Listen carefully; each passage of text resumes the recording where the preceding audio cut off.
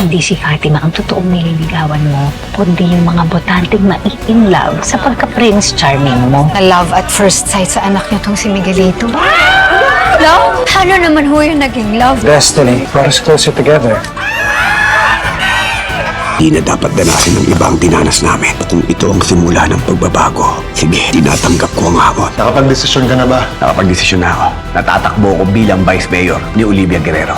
Hindi naman tanggol, tatakbo ka na. Gusto ko, ako ang mamimili ng lahat ng mga taong makakasama namin sa posisyon. Usap-usapan ngayon, marami nang wala ng tiwala sa mga gerero. Wala naman akong nababalitaan gustong kumalaban sa atin. For now, Lolo, paano kung biglang may sumulpot? Tatakbo lang ako kapag kilala ko ang lahat ng makakasama ko sa partido. Kung may alam sa tungkulin na papasukan nila, yung mga taong magsisilbi sa bayan. Basta, Don Julio, ang anak ko ang tatakbong congressman. Pasensya na po, Vice Mayor. May naisip na po kasi akong tao para dyan sa posisyon na yan. Ano? Si Inigo ang tatakbo bilang congressman.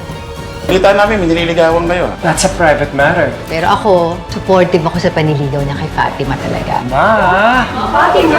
Ganun pala talaga kadali. Makabili ng tao ang mga politiko. Nung nagdidiskarte ka ng baluktot para may makain tayo, may narinig ka ba sa amin, ha? Ang kaibahan ngayon, wala tayong ginugulangan! Eh ikaw, ano bang sinasabi ng puso mo? Ilang beses lang tayo ginamit yan. Ngayon, magpapapasok naman siya ng isang babaeng gagamitin ulit tayo. Eh, dyan naman sana itong pamilyang to, di ba? Seryoso si Tanggol sa mga taong sinasabi niya kanina. I know. That's why I'm here. To prove them wrong. Kailangan marami akong makakampi. Naiisa kami ng hangarin. Ano? Tatakbo kang Vice Mayor? Alam ko kung paano mabuhay ang mga tao dito.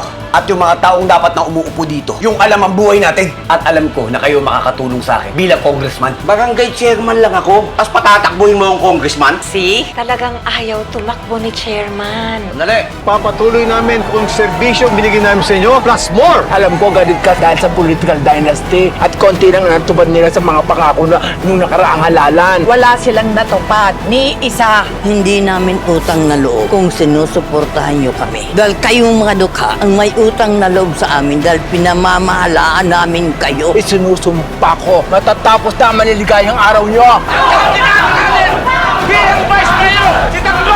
Magtutulong-tulong tayo para tulungan ang buhay nila. Mabuhay ang bagong Vice Mayor ng Maynila! Di na maiiwasan. Yeah, maraming salamat sa iyo. Hahabulin ka na ng nakaraan. Matindi! Sinasabi ko na nga ba, ikaw yung ang paslupang matagal ko nang hinahanap. Habulin niyo! At sa lumalagablab na kalaban,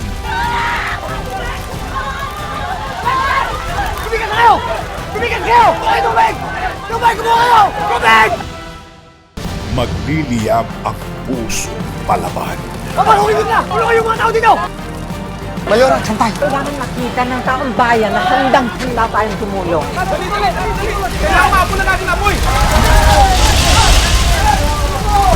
Iaalay. Kami naman naiwan sa loob! Ako'y pamalanay! Kahit pa sariling buhay.